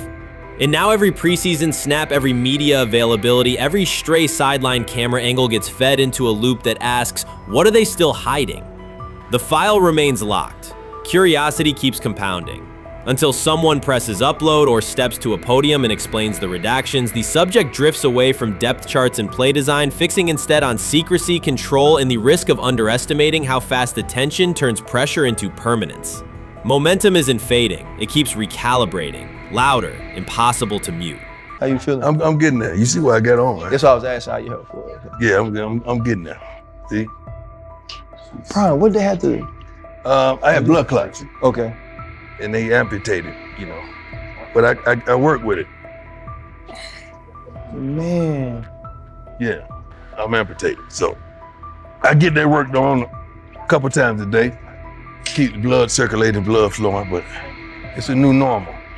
And the best thing about here, we have a whole medical team on the second floor. Right. We have a whole medical floor, which is great. Deion Sanders is shaken, this time not by a hit on the field. In a sudden turn, Ryan Clark has uncovered a serious plot affecting Shedeur Sanders' NFL draft status, and the disclosure is reverberating across the sports community. What once looked like a simple scheduling delay may actually be a calculated effort to undermine Deion's son. The facts suggest intentional sabotage, a breach of trust, and repercussions that could be far-reaching. This is no routine football headline. It is personal, and Coach Prime did not see it coming.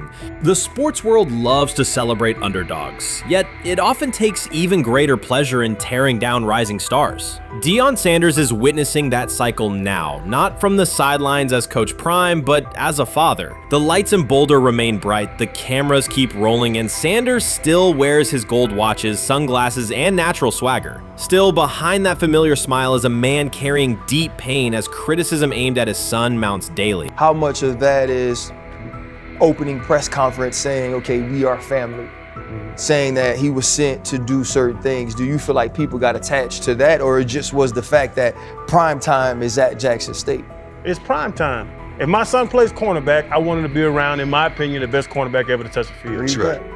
If my son played DN, I'd have to talk to you and tell me who's coaching the DNs. That's but right. I was sending my son to play for prime. His pain does not come from critics or losses, but from watching his son, Shedeur Sanders, get pulled into a system where politics outweigh performance. By every metric, arm strength, accuracy, field vision, Shedeur belonged in the top 3 of any NFL mock draft. Defensive coordinators who tried to unsettle him know he never flinches. He owns the unteachable leadership trait that turns strong prospects into franchise cornerstones. Then the narrative shifted. Draft boards that once placed him 2nd or 3rd slid him to 5th, then 12th, and eventually out of the 1st round on some lists. Analysts grew cautious, executives became vague, the statistics stayed strong, and the game film still proved his ability, yet the buzz evaporated.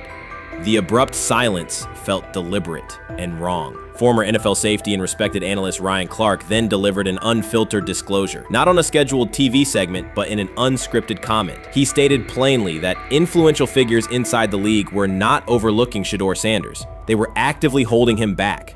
The motive, Clark said, was political, and the real target was Deion Sanders, Hall of Famer, architect of Jackson State's resurgence, and the coach who turned a 1-11 Colorado program into a national headline. Deion's refusal to conform, wearing sunglasses indoors, dancing with players, speaking candidly, challenged an establishment that favors predictable images and rehearsed statements.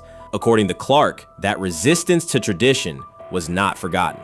When Shedeur displayed the same mix of talent and confidence, concern spread through front offices and media circles. Questions about leadership style and attitude surfaced. Coded language for discomfort with a quarterback who mirrors his outspoken father. Clark's point was clear. The issue is not Shedeur's performance. If he had posted identical numbers at Ohio State or Alabama, endorsements and media specials would follow. Instead, interest cooled, because the Sanders family embodies a self-made identity the league cannot easily manage. Their visible pride and independent brand challenge a system that prizes control. And that threat, not football ability, is what Clark believes is suppressing Shedeur's draft stock.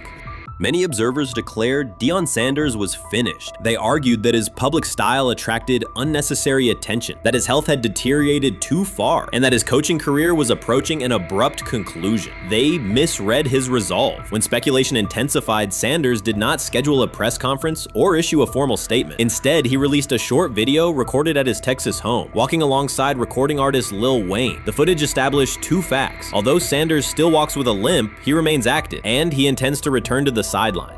Reports from USA Today and ESPN confirm that Sanders had temporarily left Colorado to recover from a significant, undisclosed medical condition. He lost 14 pounds and missed several summer practices, leading to widespread debate about his future. Unofficial sources suggested complications related to previous blood clot issues, but no official diagnosis was provided. Throughout Sanders' absence, numerous media outlets framed his situation in crisis language, frequently questioning whether he would coach again.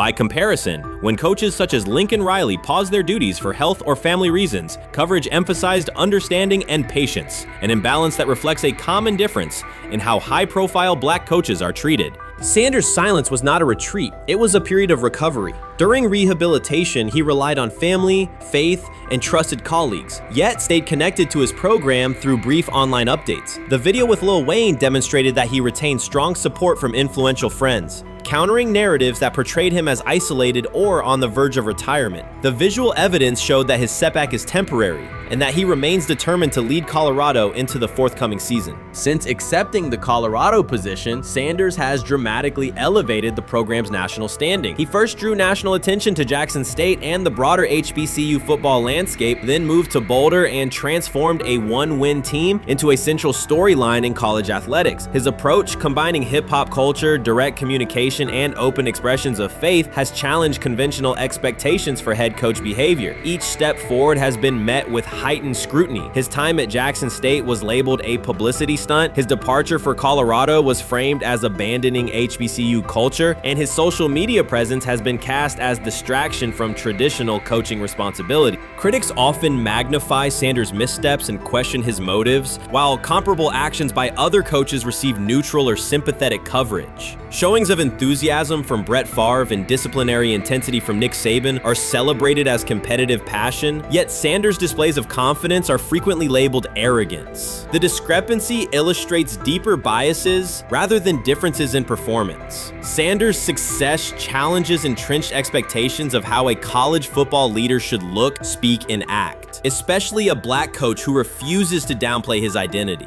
During his convalescence, Sanders maintained close communication with his staff and athletes, reinforcing the standards he had established: discipline, accountability, and belief. The program's daily messaging continued to emphasize preparation and resilience, signaling that Sanders' influence persists even when he is away from campus. Athletes echoed his mantras during workouts, confirming that his leadership extends beyond physical presence. Sanders acknowledges the seriousness of his medical challenge, but has refused to let it define him. He has publicly discussed leaning on scripture and prayer, explaining that his purpose as a mentor, father, and coach extends beyond personal adversity. In that context, the video of him walking in the Texas sun was less a strategic media effort than a straightforward demonstration of continued commitment to his team and mission.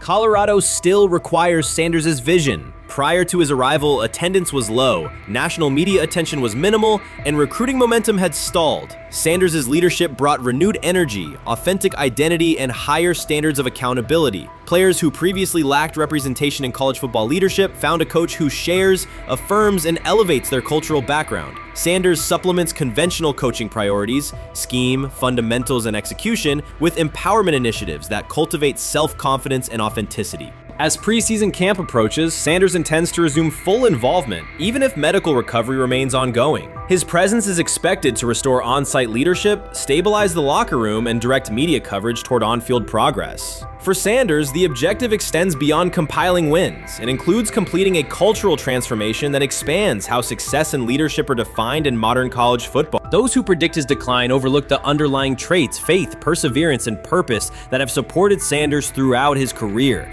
Doubts, rumors, and disproportionate scrutiny have followed him from playing days into coaching, and he has consistently responded with results. His current health setback is another obstacle, not a conclusion. The broader initiative he leads, centered on authenticity, opportunity, and high standards, continues. When Sanders returns to the sideline, it will mark the next stage of a movement he has guided from Jackson State to Boulder.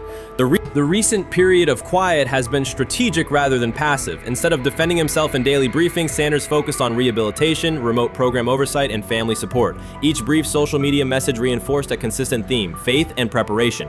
He has articulated gratitude for medical professionals and has reiterated that his mission at Colorado is unfinished. His public references to scripture have been direct but measured, aligning with his long-standing practice of integrating faith into leadership. By walking through his ranch with Lil Wayne, Sanders signaled continuity. The clip underscored that influential supporters remain engaged, that Sanders' broader network values his vision, and that he remains capable of navigating physical challenges. The visible limp was not evidence of imminent retirement. Rather, it documented the reality of ongoing recovery and the resilience with which he approaches each obstacle. Colorado's athletic administration and football staff continue to affirm Sanders' program direction. Recruitment communications cite his established record in fostering cultural relevance and national exposure. Prospective athletes respond to a coach who presents a transparent path to development, both on and off the field. Current players refer to Sanders' coaching points with clarity, citing specific drills and expectations that remain unchanged during his absence. These indicators demonstrate that the core structures Sanders implemented are functioning and that his return will be an amplification, not a restart. Criticism regarding Sanders' public persona often conflates media style with coaching substance. Analysis from opponents suggests that social media engagement dilutes football preparation, yet Sanders' staffs emphasize time management and delegation. Defensive and offensive coordinators handle in-game adjustments while Sanders directs overall culture, recruitment, and leadership. He has articulated that visibility serves to amplify program accomplishments and enhance player opportunities, not replace strategic football planning.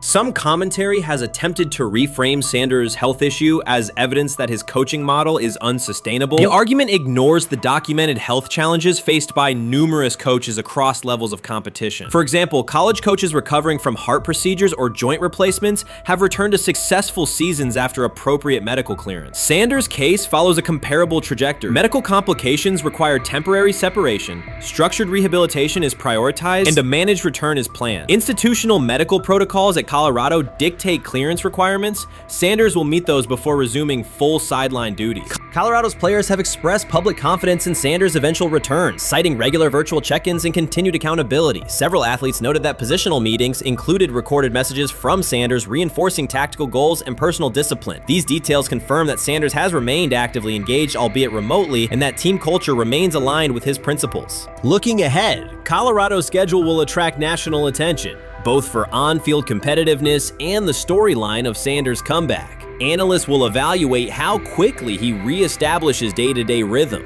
and whether his physical limitations influence practice oversight. Internal planning accommodates gradual escalation of responsibilities, with medical staff and strength and conditioning personnel contributing to phase reintegration. The broader significance of Sanders' return extends beyond Colorado. His visibility continues to challenge prevailing narratives about leadership styles and pathways in college athletics. By prioritizing authenticity, open articulation of faith, and cultural expression, Sanders offers a contrasting template to more conventional models. His eventual recovery and sideline presence will reinforce the argument that diverse leadership profiles can succeed in elite collegiate competition. In summary, rumors of Deion Sanders' coaching demise were premature. Verified reports confirm a substantial but temporary medical setback. He used the time away to focus on health, sustain program engagement, and rely on a support system anchored in family, friends, and faith. His recent public appearance demonstrated active recovery and reaffirmed his intention to resume leadership in Boulder. The forthcoming season will test Colorado on the field, but it will also underscore the durability of Sanders' vision, one that combines competitive ambition with cultural resonance. Observers who continue to question his longevity overlook the resilience and purpose that have defined his career. Sanders' return is imminent, and the movement he leads remains intact. Rich Eisen addressed the armchair analysts and online critics head-on. Shedeur Sanders just received his opportunity, and the backlash arrived immediately. Eisen responded with a clear, point-by-point case explaining why the criticism misses the mark. If you thought Shedeur's rise was rapid, Eisen's analysis puts it in proper context. Here's what he laid out on air. Already speaking in Cleveland high schools. Weekend after, flying out immediately to get to work. But his character's terrible, right? You know, and listen, oh, he interviewed bad, you know, according to who? The New York Giants? No offense, Bert. The same New York Giants that gave Daniel Jones a huge contract and let Saquon Barkley out the door, that's the intel we're trusting here? That was for him to celebrate. He just made, I mean, look, he put in work in college. He had the privilege of being coached by his father, which we all would love and choose. Turned around not one, but two programs in college football. And then literally for any athlete, being drafted at the highest level is a success story in itself. Rich Eisen delivered a direct response to the critics. He addressed the online claims reducing Shedeur Sanders to Deion Sanders' son instead of evaluating him as a quarterback on merit. Eisen challenged those assumptions and refocused the discussion on performance, preparation, and opportunity. Say Kenny Pickett had strained his hamstring. Shedeur, they say his first day in pass, 9 for 9, 2 touchdowns, no interceptions. really was just hating on this young guy. Within minutes, Rich Eisen delivered a structured breakdown, addressing each claim with evidence and dismantling weak narratives through clear analysis. He replaced speculation with data and kept the focus on what matters: decision-making, accuracy, leadership, preparation, and game management. The reality is simple. Shedeur Sanders was not given this opportunity. He earned it through performance and consistency against real competition. He accepted the role, met the standard, and handled the moment with professionalism and urgency. No shortcuts, no favors, just results and readiness. Eisen's point was direct. Evaluate Shedeur on his work, not assumptions, and acknowledge that he has justified the opportunity on the field. I've done it at 2 locations already, so it's simple. So that's why when people say I'm not, one of the top quarterbacks or the top quarterback, is what are y'all going based off of? Because I did it year after year after year, and you see the progression. So it's like, obviously, it got to be some type of external hate that you have for the family, for the last name, for anything, because I know I proved myself. While many were still debating whether he was NFL ready, Shedeur Sanders stepped onto the practice field and operated like a clear QB1, setting protections, controlling tempo, and executing the plan. The narrative that he is just flash, media attention, or his father's influence does not hold up against his work in installs, progressions, and situational drills. What he showed was composure, efficiency, and command of the offense. He processed quickly, protected the football, and delivered on-time throws, demonstrating preparation and control. I'm a firm believer. If I wanted Shedeur Sanders at 2, at worst at 33, of course I already think that he's better than the other quarterbacks. Because that's the type of talent, that's where I would have picked him at. And if he was at 2 or 33, and he still had this same exact skill set, we would be talking about him starting and playing. Right. Well, there'd only be 3 quarterbacks. It'd be 3 quarterbacks, not 4. Not 4, yeah. But since he moved to the 5th round, that's cool. They might have to go along with it. But to me, I think if you ask who got the best tools, I'm going with Shedeur Sanders. From the first day of camp, he was not there to get by. He arrived to lead. There was no hesitation in installs, no lapses in fundamentals, just precise timing, clean footwork, and consistent velocity to every level of the field. He managed protections, controlled cadence, and delivered in situational work, showing command rather than learning on the fly. The approach was efficient and disciplined, with attention to detail and progressions and ball placement that reflected preparation, not improvisation. At the same time, Rich Eisen addressed the narrative directly and backed it with evidence. He laid out clips, context, and performance markers to cut through speculation. Eisen emphasized that Shedeur Sanders did not step into this moment because of publicity. He built toward it through sustained work, resilience, and results. The background, media readiness, high football IQ, and a professional approach was developed over years, not days, and it translated to immediate operational control of the offense. The resistance came from familiar places. Some in the traditional guard still framed mobile quarterbacks as limited and expected the nepotism label to define him. That view did not hold up against what was on the field. Composure under pressure, secure decision-making, accurate throws into tight windows, and consistent execution in red zone and 2-minute sequences. Eisen's point was clear. Evaluate Shedeur Sanders on performance and readiness. The evidence shows he earned the opportunity and is meeting the standard with accountability and consistency. Yeah, teams didn't draft him because they didn't think he was first-round talent. And the quote we played and that's on the screen, I think is flatly wrong. We all know this shouldn't have happened. Yes, it should have. It should have happened because this wasn't. Now, again, teams can be wrong. The league as a whole can be wrong.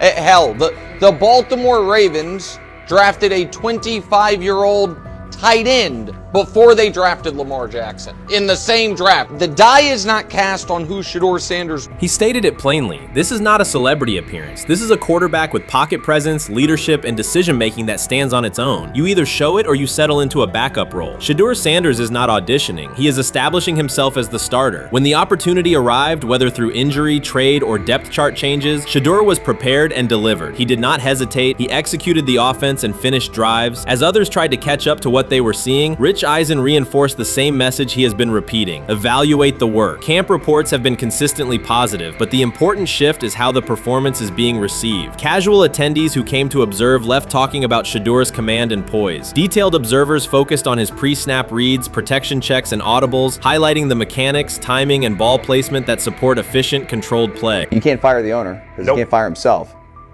Yeah, someone's head's going to roll, unfortunately, in this situation, and it's probably Stefanski and Barry. I saw on The Athletic. I don't think that's fair, by the way. Stefanski, that part.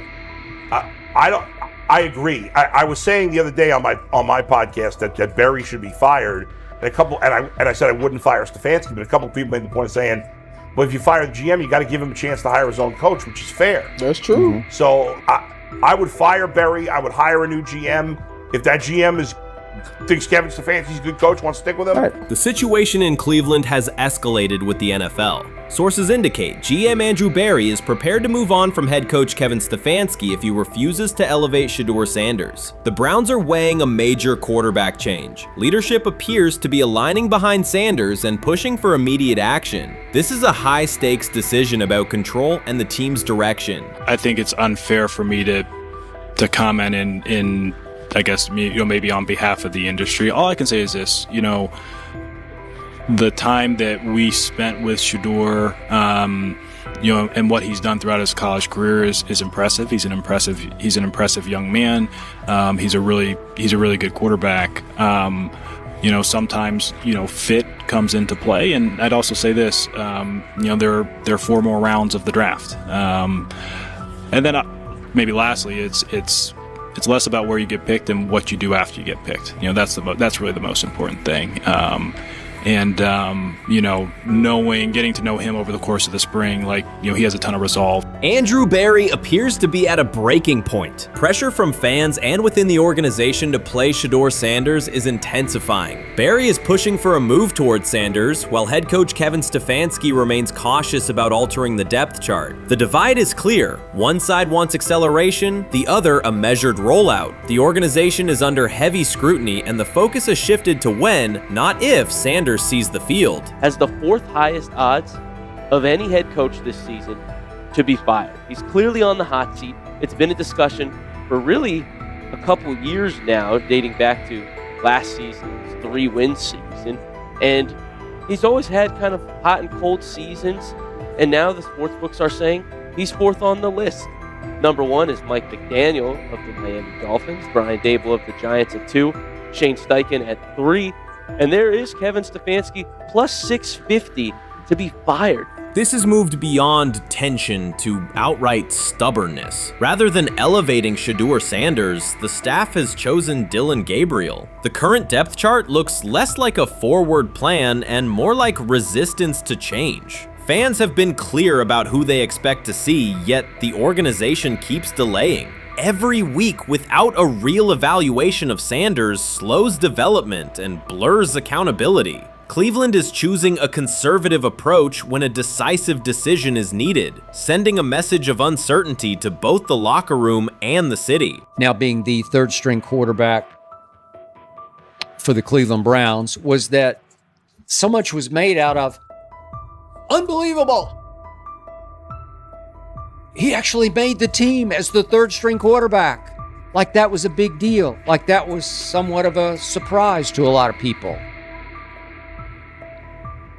He should have been the 1st pick in the draft. Kevin Stefanski appears to be doubling down to validate his approach. Despite sustained demand from Browns fans to see Shedeur Sanders reflected in chants, merchandise, and constant discussion, he continues to keep Dillon Gabriel in front on the depth chart. The decision functions as an assertion of control rather than a response to momentum. Even with clear signals from the fan base, Stefanski is staying with Gabriel and delaying a full evaluation of Sanders. It is a deliberate choice to maintain his plan and pacing, not to accelerate change. Cleveland is prioritizing continuity over recalibration, keeping any transition to Sanders on hold. But yeah, the Browns are in a tough spot. They have wasted. You traded a ton of high draft capital to get Deshaun Watson. You've gotten nothing out of Deshaun Watson and missed an opportunity. Who knows who they would have drafted? Now, maybe they would have screwed up those picks and the Browns would still be in bad shape. Andrew Berry is likely frustrated watching Dillon Gabriel default to conservative throws while the offense stalls. From a football perspective, this appears to be the hill Kevin Stefanski is choosing to stand on. Keeping Gabriel ahead of Shedeur Sanders has limited the unit's explosiveness and prevented a full evaluation of a higher ceiling option. Drives end quickly, field position flips, and momentum is lost while Sanders remains on the sideline. Fan patience offense is wearing thin. Each ineffective series intensifies criticism and shifts scrutiny toward the coaching staff's criteria for the depth chart. With every additional snap for Gabriel, the decision reads less like an open competition and more like rigid adherence to a plan that isn't producing results. The optics are clear. A dynamic quarterback sits while a cautious approach keeps the offense in neutral. If this continues, accountability questions will grow inside and outside the building. What performance benchmarks keep Gabriel ahead of Sanders? When will Sanders receive first-team reps in live situations to allow a fair comparison? The front office must decide whether to preserve continuity or pivot toward a timely assessment of Sanders. The longer the current approach stays in place, the more it signals stubbornness rather than adaptation, and the more pressure mounts to realign the plan with on-field output. I honestly see it happening if the Browns lose a bunch of games. Like if they get 5 wins or less, I see the report coming out now that Stefanski will be fired. I don't want it to happen. I want the Browns to be good, win a bunch of games. I think that they're going to be a team that is slept on and can at least get 7 wins, which is why if they don't, I see Stefanski getting all the blame for that, and there'll be a new coach in Cleveland. Because their players, to me, are there once again.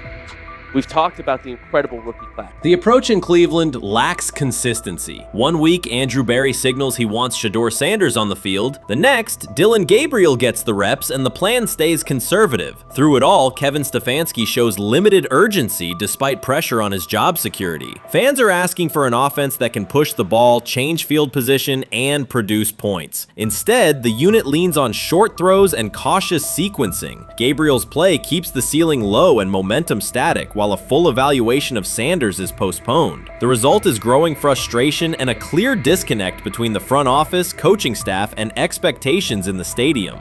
The NFL tried to teach him and his father a lesson. You don't act like that. You don't talk like that before a draft. We'll show you how our game is played. We will watch you plummet all the way. I think he would have gone undrafted except for that owner in Cleveland. And he is the key to everything because he is something of an against-the-grain maverick owner. He's kind of a wannabe Jerry.